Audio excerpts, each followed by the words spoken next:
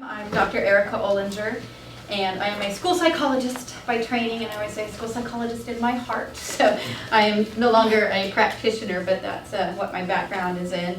My bachelor's degree is in psychology from Colorado State University, and then I came to Oklahoma for graduate school and never left. So got my master's and PhD at Oklahoma State University.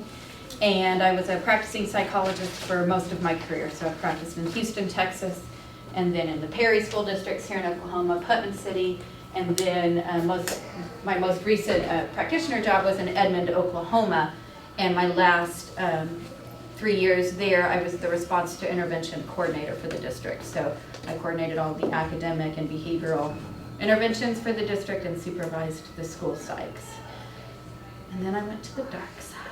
So I'm about to start my third year at the University of Central Oklahoma, and I'm faculty there. I'm the program coordinator for our school psychology program, and we have the UCO Learning and Behavior Clinic that's affiliated with our program, where we provide assessment, consultation, and professional development opportunities, and I'm the director, fortunate to be the director of that. Oh, sorry, breaking my pen, of that facility. So that's a little bit about me, but let me hear from you guys. So how many are Broken Arrow? Good. Shout out some other districts that we have here. Or GPS. Okay. Tulsa Public. Good. Union schools. Union. Jinx. Mountains. Little Axe. So I say that again. Little Axe. Little Axe. Okay. I don't know. Perkins. Harkins. Okay. Good. So kind of a wide variety. So we've got some really big school districts. Sounds like some what I'm guessing are pretty tiny little school districts. And so what we have in common is that we have kiddos that have significant needs and also protections and rights, and that's what we're going to talk about today is their protection and right to a manifestation determination. So just to help me, because again I have a bunch of material, but what is it that you want to learn? Is there a specific question that you have or something that you're hoping to learn, or do you not even know what it is? And that's fine. Just kind of when does it need to be, when does it happen? Usually it's like they're at their 10th suspension day, Yeah. Let's have the paperwork ready, and Oh, the yeah. principal's like, how do we do this? And Okay. I kind of want to know how to do it in case they're asking me. Okay. I've done them in the past, but it always has seemed kind of like it's, Fly by the seat of your pants. no, it's No? like a permission to act even worse because now you've done this. Oh, okay. All right. And it's a get out of jail and time out and all that, card free. Right? Okay. Yes. I'd like to know, like I've done many and I've sat through many, but it's mainly for my emotionally disturbed kids. And how do you really protect the people in your school Right. that say, how could it ever not be a manifestation of intermittent That's the explosive tricky one, disorder? right? Yeah. So it's hard because it's hard for me to say to a teacher, he's coming back. He's not going to get suspended. Guess and who's he coming beat back you to your up, but room it's not. tomorrow. It's just part of who he is. So Yeah. that's Yeah. that's So- what I need help with. Yeah, and so we'll talk through some of that, and feel free to share some of your experiences and questions as we go through as well. Yes. I'm a second year teacher in class Okay. underwriting, so just Okay. like the information.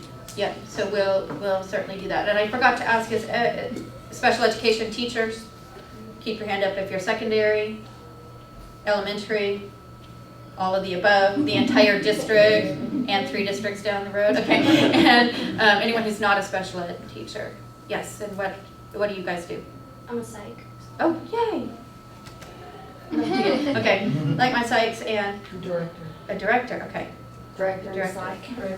All right. So a good variety in here. So let's just kind of get into the meat of it. So it sounds like we've kind of got some different experiences. We have some people who have written lots, and they have questions about the process from that perspective. We have some fresh thoughts and ideas, which will be probably pretty refreshing to have some thoughts from someone who hasn't gone through that. And then we have what the law says and what is meant by this. So today what I had planned to do, and it's fluid as the discussion goes by, is talk about what is a manifestation determination, what are students who are on IEPs, what are their protections from the law, how do you conduct one, and I think we'll spend some time on some of those considerations because I think that's where people get stuck and have the most questions. So what should the team be considering when our kiddos who have an emotional disturbance who have been eligible under that category is it always a manifestation? End of story. So we'll kind of talk through some of those things.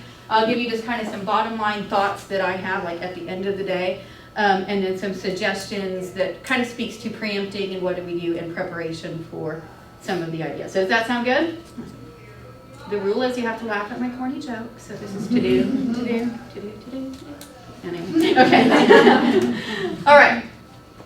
What is a manifestation determination? So it was set up, as you might imagine, as a part of IDEA, which says that you cannot discriminate against students because they have a disability.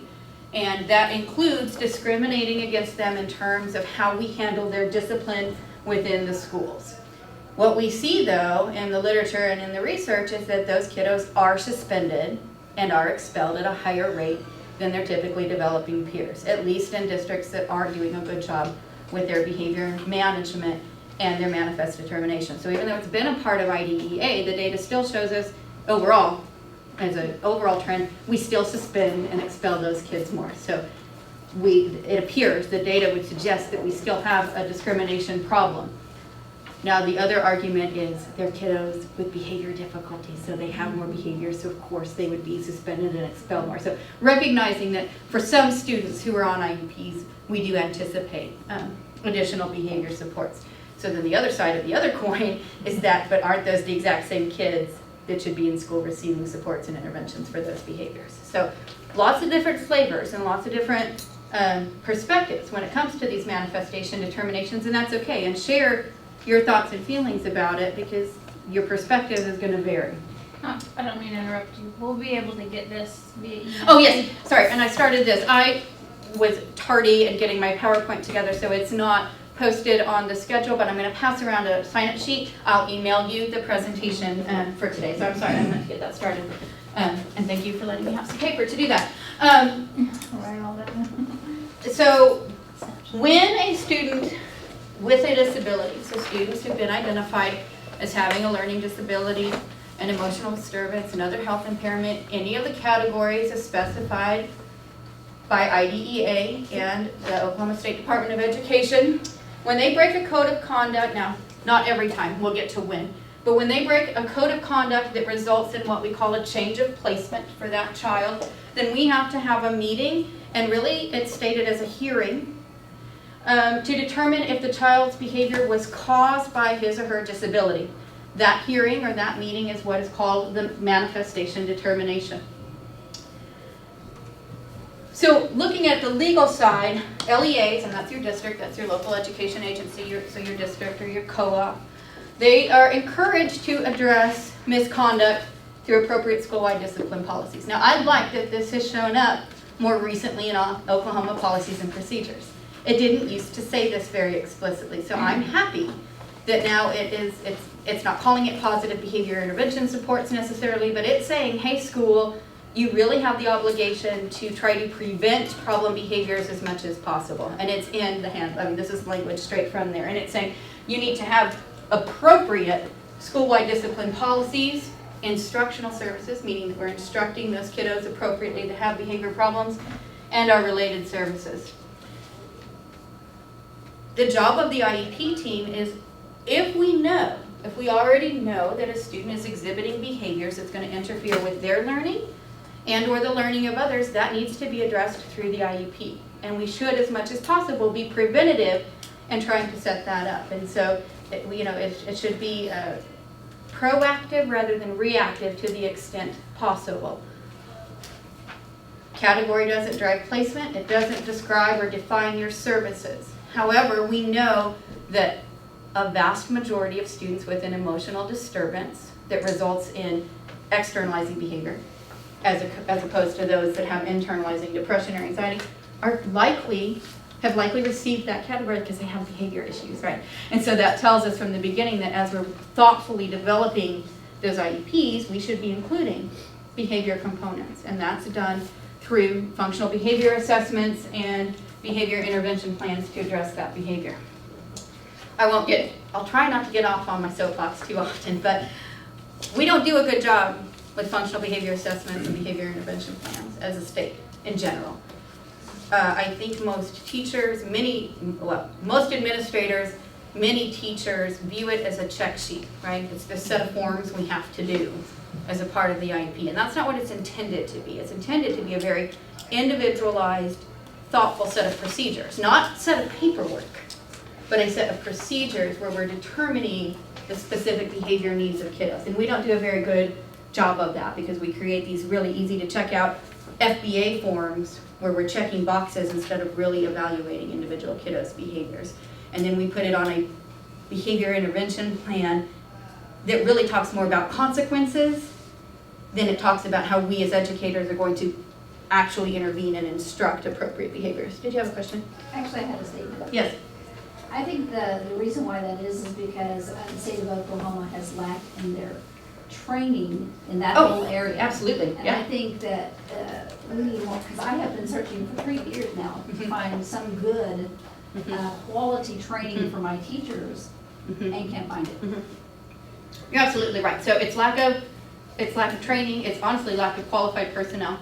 And so the several types of professions are trained adequately in how to do FBAs and BAPS, one of which that I can speak to is school psychologists. We're shortage in the state, tremendous shortage. Right now I know of 16 openings just in the Oklahoma City and Tulsa Metro because I have SPED directors calling me wanting my graduates to come. And I'm like, how much are you going to pay me? Like, what's my finder's fee? That's just in those areas, not counting all of our rural districts and other places. And so I'm also a board certified behavior analyst. And compared to all of our surrounding states and most of the United States, there's fewer of us. And so there's not people who are trained to train others to do it well. So you're absolutely right. So I'm not blaming. I'm just stating it like it is. So just know that when I'm making these statements, it's not a finger pointing. It's not blaming. It's just I'm just calling it like I see it. We don't do a very good job in general of this. That doesn't mean individual districts, schools, teachers aren't doing a good job of this. It's just in general. We're catching up on appropriate behavior supports, including FBAs and BAPS. And then we should be including that as a part of our IEP. So that sets us up for, when we think of manifestation determination, we often think of reactionary things, but I think what the policies and procedures are compelling us to do is to be more proactive in a general sense in how we address behavior. Well, and they, by my understanding of the policies and procedures, as long as that parent says, my child has a problem with this, they consider that the school being in the know and being knowledgeable that they have a problem. That they have, yeah, we're going to get to that. So thank you, because we are going to get to, it's not just kiddos who are already on IEPs. It's kiddos who are suspected of having disabilities. So we'll get to that. Remind me if we, I think I have it on here, but remind me if we don't. So all students, in general, we have several types of legislation in Oklahoma that addresses disciplinary actions. One of the more recent ones is Oklahoma School Bullying Prevention Act, and it talks that all students are entitled to due process when it comes to disciplinary actions. So general education, special education, it doesn't matter. But what you know, or what you will know now, is that students on IEPs under IDEA have additional rights when it comes to discipline. So just like they have additional rights in many areas, they are covered for additional protections and rights via federal law under IDEA. IDEA, in addition to, we talked about Oklahoma, but IDEA also places that emphasis on proactive approaches and that we be actively teaching behavior. And that's, some districts are doing a better job of that than others, but the intent is that behavior should be like reading, should be like math, should be like all of those academic skills, and that we're actually teaching students our expectations and what we want them to see. So state initiatives like Otis, my university has a Curtis model, PBIS, all of those types of things are designed to start infusing behavior instruction and curriculum in a school-wide fashion, which reaches everybody, improves school climate, and also therefore reaches our students with significant needs. Because we're directly teaching skills, we're allowing students to practice the skills that we want to see, and we're recognizing to a great extent students who represent the skills we want to see. So it's shifting from this focus on discipline and consequences to teaching replacement and reinforcing replacement behaviors. So this is all things that you guys are familiar with, right? Yes. This year, we're trying to start something at our school that's like a living/social skills class. Uh-huh. And it's for the higher level, not the Right. lower. Mhm. Just, like blurting out stuff or being Mhm. too shy or, Mhm. And we're having a little bit of trouble finding curriculum Mhm. that would cover that. I mean, everything we find is for the lower and. Talk to me after and I'll give you some ideas for that. 'Cause that's not that I want to answer your question, but Yeah. it's kind of tangential. So if you'll ask me after, I'll give you some good ideas for that. So when it comes to discipline, you can remove a student on an IEP for up to 10 days or to an alternative location, and we'll talk about what would qualify as an offense that would send them to an alternative location, for 10 days, and you don't have to worry about their rights and protections. So a lot of people think of that as 10 free days. I don't like that they think about it that way, but you think about it that way, and some of them think, oh my God, we only have 10 days. But you have 10 days where you can suspend a student or otherwise put them in in-school suspension or otherwise remove them from their placement. And remember, if you're a student on an IEP, that means that we have specified as a team your placement. And we have said if you're going to receive an hour of instruction in a resource room, that's a guaranteed right. So if you're sitting in ISS, in school suspension, or if you're at home because you've been suspended, are you receiving your special education services in the resource room? No. However, they say it's not really a change of placement until it's been 10 days. Now, under IDEA, it says 10 consecutive days. Oklahoma law gets a little bit more restrictive in that they give us 10 total days in a year and they don't have to be consecutive. So that's different from, it's more restricted. States can get more restrictive than the federal law. So ours, if you have 3 here and 3 here and then 4 here, I have to do some math in my head, then that's 10. Yes, ma'am. Can I just ask a clarifying question? Yeah. When you say, so ISS is a change of placement, right? Yes. So if a student, if we say that there are 7 hours in a school day, Mhm. and one of those hours is in resource, Mhm. and they miss that for 4 days, is that 4, That's that considered- accumulates to be a day? So Yes. if they're in ISS for 7 days. Because resource room is an hour, but their Right. IEP says that they're going to be in general education for the other 6. So that constitutes a whole day, right? Okay. So even if they're never in a resource room, but they're monitored on an IEP, But and they're that supposed to teacher sit never in general monitored. education for the entire day, if they're sitting in ISS, that's not general education, and that's a change in placement. So Wow. some people think it's That's just awful. suspension and it's just being expelled. It's if they are sitting anywhere except where their IEP specifies that they should be because of a disciplinary action. Now, if they're absent and all of that, now, that doesn't, this is talking about they've committed a disciplinary offense and we've decided that ISS, even if it's not officially ISS, like I know school buildings that when the 3rd graders misbehave, they send them down to kindergarten for the day. Because buddy teacher time, they're not where their IEP says that they're supposed to be. That's a change in placement. That's a day.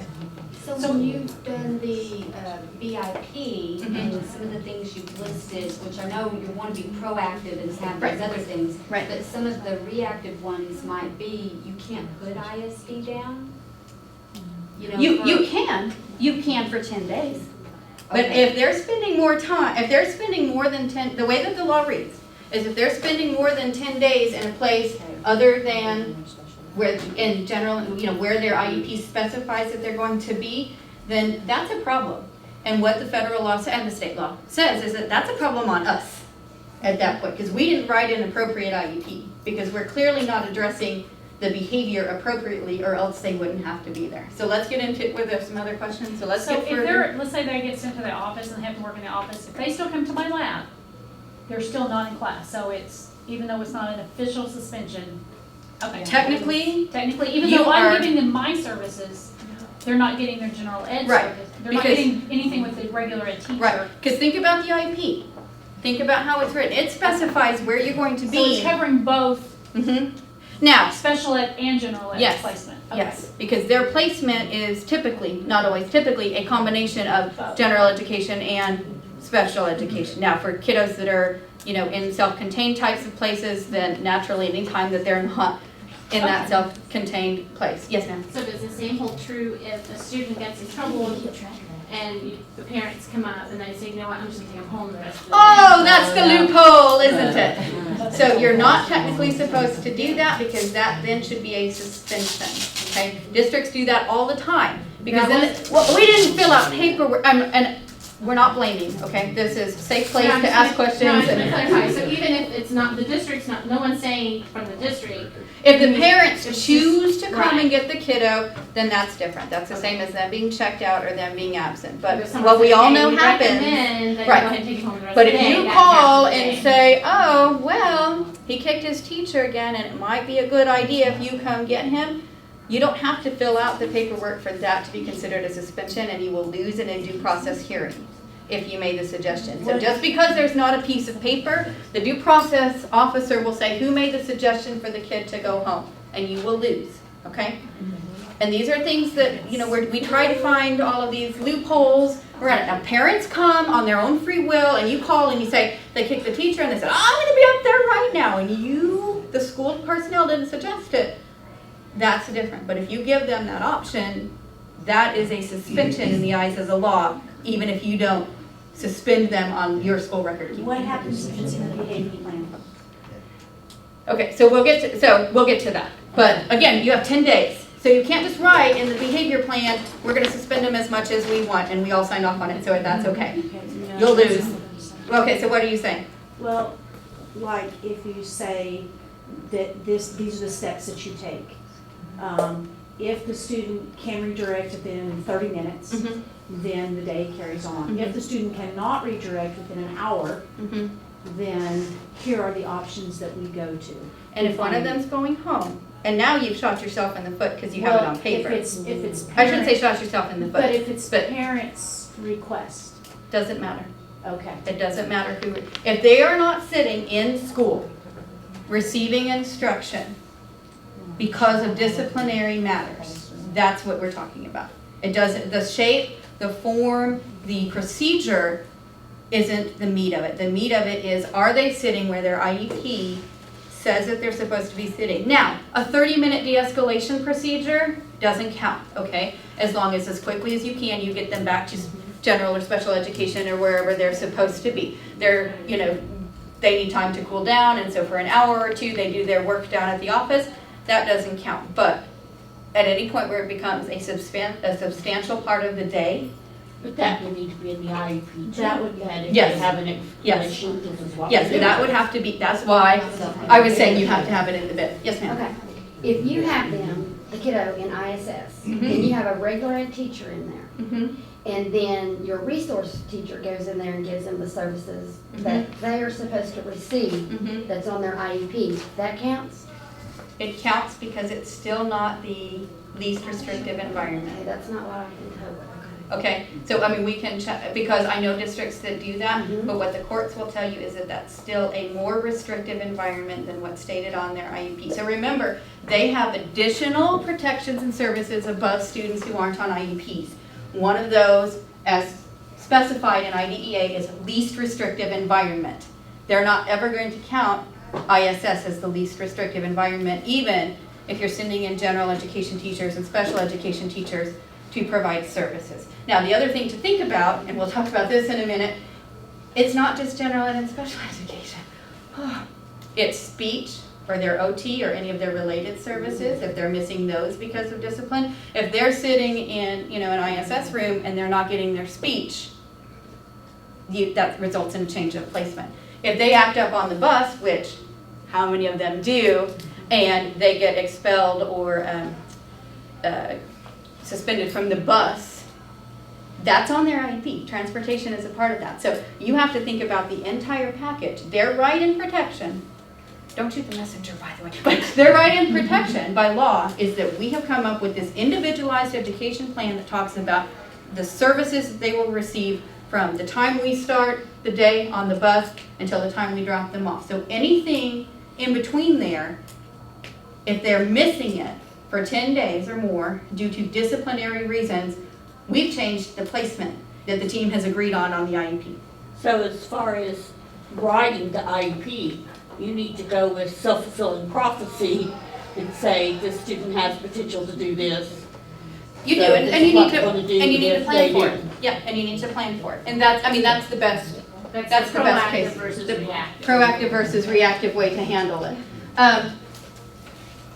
If at any time, and then parents have to be notified immediately when you make those decisions. Now, what about weapons, drugs, and great bodily harm, right? So in those instances, you may remove the student to an independent alternative educational service, and most people have an alternative campus or an alternative place on your campus where you remove those students, but they cannot go longer than 45 school days. So a general education student brings a gun to school, you can, if it's their school policy, you can expel them for an entire year, right? And they're not coming back. The most ever that you can transition out a student on an IEP is 45 days. And you can't send them home. You can send them to an alternative location. And that's only under weapons, drugs, and serious bodily injury. And here's the thing, in Oklahoma, that is very, the way it's usually described to me is you're going to lose life, limb, or a bodily function. So in many cases, even blood doesn't count because you're not going to lose function of your arm, right? So that isn't considered great bodily injuries. If they're going to poke somebody's eye out, if they're going to, if they have a weapon, but great bodily injury means in Oklahoma very, very great. Very serious. So you can't, even if they're wailing on another student or wailing on a teacher, if that person isn't going to lose their life, limb, or a sensory function, you're going to have a hard time with the serious bodily injury. Yes, ma'am? What about if you rewrite, let's just say they go home with an online program and you rewrite their IEP to be online? Well, you can do that if the entire IEP team agrees, but they're going to prefer that you send them to a not home placement, to a full day placement. And they have home instruction.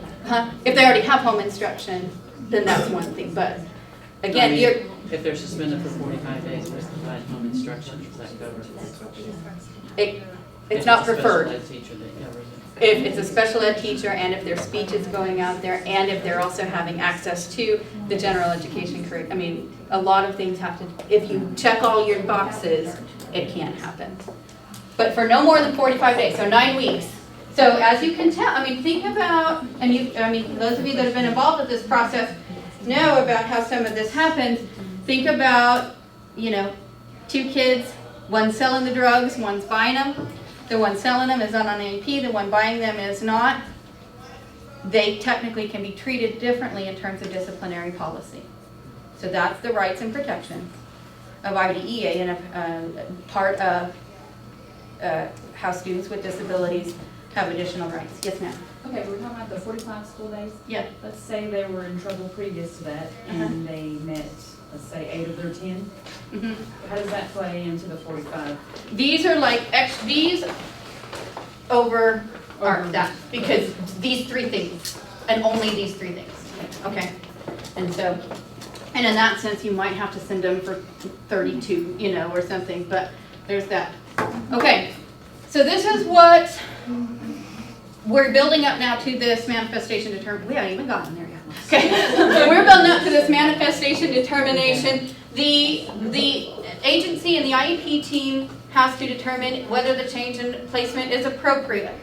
So again, you have your 10 days, but they're still saying, even though you're allowed to treat them like a general education student for 10 days, it would probably behoove you, IEP team, to determine ahead of time if that's appropriate. So in other words, you can conduct a manifestation before the 10 days, right? And make adjustments to the IEP. So it's really not saying, it doesn't say treat them like general ed for 10 days. It says you may do that.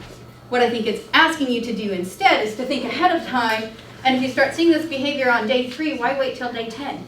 Sit down and figure it out, right? So that, it doesn't say that you have to do that, but that you can. And it's asking that the people that are making these decisions are personnel who know the student well and who know facts and factors related to their normal pattern of functioning. And that the incident itself is not sufficient to make that determination. So when you're coming into the meeting, you have to think about who you're going to invite and what data you're going to bring, okay? And you have to think, who was there, who saw it, who knows the kiddo, maybe his teacher from last year, and what other data besides just that one discipline, or series even, of discipline incidents do we need to know about? So probably going to need to pull out that MEAGS and that evaluation and look at some of that data. Might want to talk to related service providers and others that see the students. So we're building up to it. We're going to get there. Okay. This is what you have to answer as part of the manifest determination. This is where the rubber meets the road.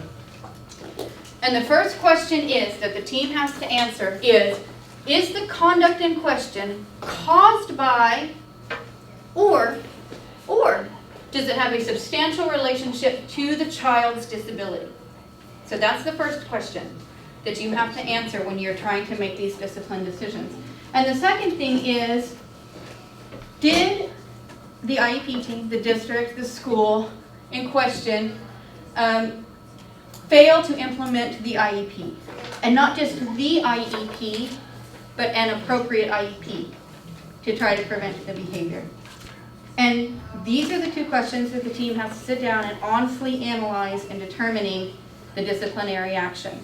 Was it caused or related to the disability? And did we have and follow an appropriate IEP? So just because you filled out a BIP and checked off a check form for an FBA, and just because they're in there, if they were sitting dusty on a shelf and you weren't implementing those, for example, you weren't implementing the IEP.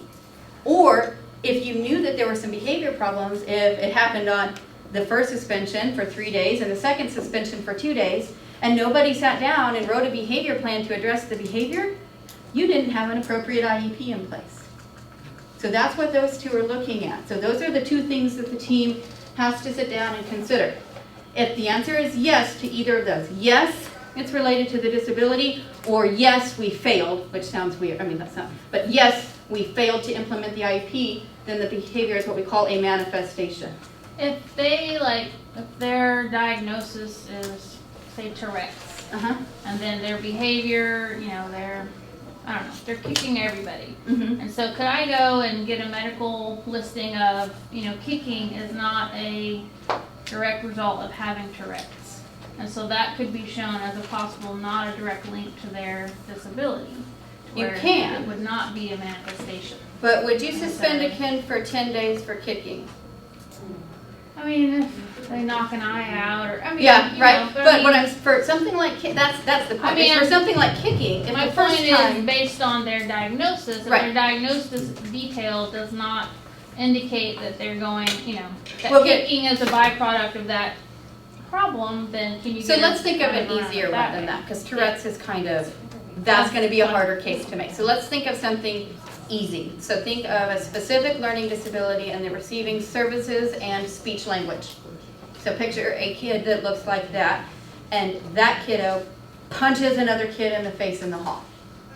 Does that violent behavior is that typically something that's related to a specific learning disability? No. So sometimes it's kind of clear cut, like having a specific learning disability has nothing to do with punching out your friend. Now, does having ADHD with the category of OHI?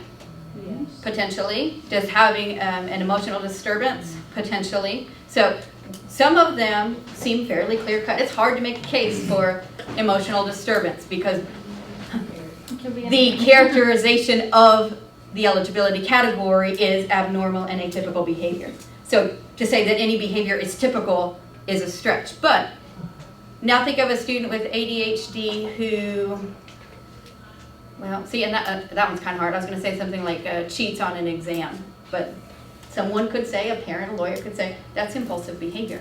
That's lack of planning. That absolutely is associated with ADHD. So you will have typically hopefully a counselor, a school psychologist, a medical professional, a SPED director, somebody that has some training in kind of teasing out those specifics. I'm getting back to your question. I'm just going the long run. But if you have medical documentation or information that's from the policies and procedures handbook, from a variety of sources that punching somebody in the face has nothing to do with SLD, then the answer to the first question is no. But that's not the end of it, because then the second thing is, okay, is this the first time that this has ever happened? If not, have we seen an escalation in behavior and did we address it on the IEP, right? And so the second prong has to do with us. The first has to do with the student and their special characteristics, and the second part has to do with us. So, if a kid is ED and they are a behavior problem, so you could not say it was not part of their disability. Are you saying unless they kill somebody that you can't suspend them? You can't, well, not for more than 10 days, right? So they still have to receive, yes. Okay. That's, I mean, and think back to why we're all in the business that we are, is because we're protecting those who have different learning needs than typically developing people. Not that that doesn't mean that they don't matter and that we shouldn't put things in place to protect them, but that means then that we need to restructure that student's IEP to try to prevent that behavior in the future. Well, I love my kids. Right, I But they're know. not, but I've got one. But who's they're not gonna always hit little me again. darlings. You know, that Right. little darling's not gonna hit me again, Right. period. Right. And I don't think I should have to go to work and worry about getting hit. Yeah. So in here, okay, I wasn't gonna get into this now. Uh-huh, There is civil, you could still file civil uh-huh. types. I mean, you could press charges yourself civilly, but in terms of special ed, the law, for educational purposes, the school cannot suspend that student or even move him to ISS or to an alternative location, typically if they have ED. Can anyone think of an example of a student with an emotional disturbance? Can you think of a behavior that would result in suspension or ISS or expulsion that wouldn't be related to? Well, selling Emotional drugs, disturbance. that's not really it. What's that? What about selling drugs? Well, selling drugs is one of the 45, but even then, Yeah, I had a weird question about Yeah. that. Okay, I know that on the 45-day, a special ed kid is not going to be suspended for more than 45 days. Right. Whether it was their disability. Unless they're in that caused jail. it or not. right, right. Okay, so whenever we're doing that manifestation on something like that, are we more just looking at what we need to do to the IEP to change it? Yes. We're not looking So at. quit worrying about it. It's a Right. manifestation of their disability and we're done. Now what do we do? Because Yes. the kid's not gonna have anything else done to them. I mean, it's either gonna be the 45-day or the 10-day. Right. And that's it. Right. We're just trying to figure out if there's something we need to change on the IEP or not. Right. Okay. Yeah, I mean, Makes at more the end of the sense. day, that's, Yeah. for particularly for those identified as having an emotional disturbance, that is the case. Now, for most of the other disability categories, you need to spend a lot of time on that first question. And so it's not gonna be as clear cut. And it's also not, so even with specific learning disability, just because that's it, doesn't mean that you can just say, oh, well, it's Yeah. never related. Like, so you really have, the goal, the intent of the law, and what the law is compelling us to do is to spend time. The purpose of the meeting is to spend time looking at these two questions. So let's look at some of the language in here. So caused by seems pretty clear. So having an emotional disturbance might cause you to have terrible interpersonal relationships with others, right? So some of them are pretty clear cut. Having ADHD may cause you to act impulsively. So sometimes it's pretty clear cut. The next one though isn't. It says direct and substantial. And courts have used this language to distinguish behavior that only has attenuated relationship. So let's go back to the specific learning disability example. We say right there in the IEP, in the eligibility form, that just by virtue of being in special education, there could be labeling effects, right?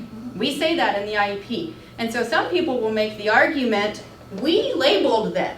And because we did that, they have low self-esteem. So of course they hit their friend. Now, can you follow that line of logic to an extent? You may not agree with it, but can you follow that line of logic? So for some, they're always going to believe that it's a manifestation of a disability because we caused it, right? Like we put the label on there, we caused it. But what the courts have said is that you really do have to answer the first question. Having a disability doesn't dismiss you from discipline. Having a disability that caused your conduct dismisses you from discipline.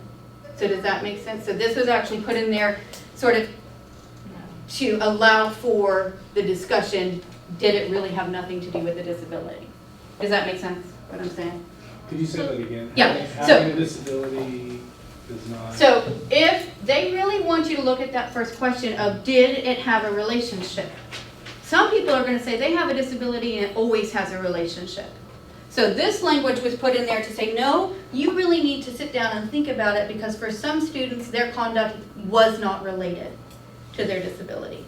And so it's trying to come at it from both ends, that it could be related to their disability, but there's a possibility that it's not. So it's really forcing the discussion. It's never an all or none. Does that make sense? And then, so we really have to think about our disability, our students with disabilities, when we're making those discipline decisions.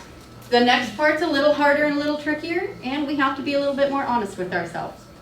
And that is, the second part of the second question was the conduct in question the direct result of the failure to implement the IEP. So, did you have a behavior plan that no one was following? Did you know that these skills were likely and you failed to develop a behavior intervention plan? Did you say that he was supposed to have an escort in the hall and the escort wasn't there that day? So any of those things, would you have to say, no, that one was our fault. And that would include things like if it's happened and you've suspended him 5 times before and now he's done it again and you're going to suspend him for 5 more days. You knew that there was an established pattern of behavior and you did nothing about it.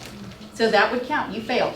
So then you would That's reassess, and then if you, I mean, districts have no money, but Right. we need to hire this kid a one-on-one. I mean, every kid needs a one-on-one pretty much. Yeah. So then, but that's kind of what you're So then you sit down and you promoting, is that reevaluate, you have to do. how do we restructure within our resources? How do we restructure this IEP? What services and supports can we provide? Does he need to go at a different passing time, for example? Do we need to re-examine our de-escalation techniques? Did we look at those triggers the right way? Maybe we're not catching those triggers and we need to do some additional functional behavior assessment to look at that. So there's a lot of things that then your discussion needs to focus on about where the school team, we were hired to help get these students educated, including protecting their rights from being discriminated against because they have disabilities. And the argument is, because they have disabilities, they're the ones who should be in school the most, right?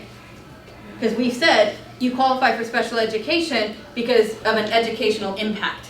So, I mean, we said it. We're the ones that made that determination.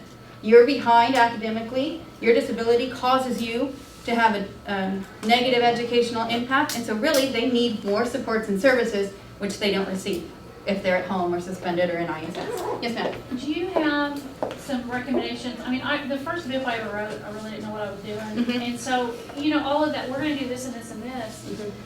When I got finished and looked back at it, there was no way it could practically be implemented. Right. So is there a guideline or suggestions of stuff that can actually be followed that's realistic? Because, I mean, our classes are 27 to 28 kids, and so those de-escalation techniques, you know, that classroom teacher, especially in my lab, it's not as big a deal because Right. there's so much fewer. But when I present that to a classroom teacher, they're like, She laughs in your face or gets mad at you. or leaves the meeting crying Right. because, you know, she's afraid she's gonna lose her teaching license because this one kid did something that, Right. especially the new teachers, they're just, Right. so So the answer is what is yes. practical? So the answer is yes. The second half of the answer is talk to me after, because I think that's not, let me get through some of this material, because I could spend days What on is it. realistic as I'm a- happy to tell you all about Yeah. good behavior plans, but I think that's kind of outside of the Realistic scope. expectations of the classroom teacher Right. is what I want. Right. And sometimes the realistic expectation is they can't be in general education to that extent yet. And they need more special education services. So sometimes that's what it needs to be. Especially when the parents don't want them in lab, they want them in the Right. regular classroom all the time, and We're done already?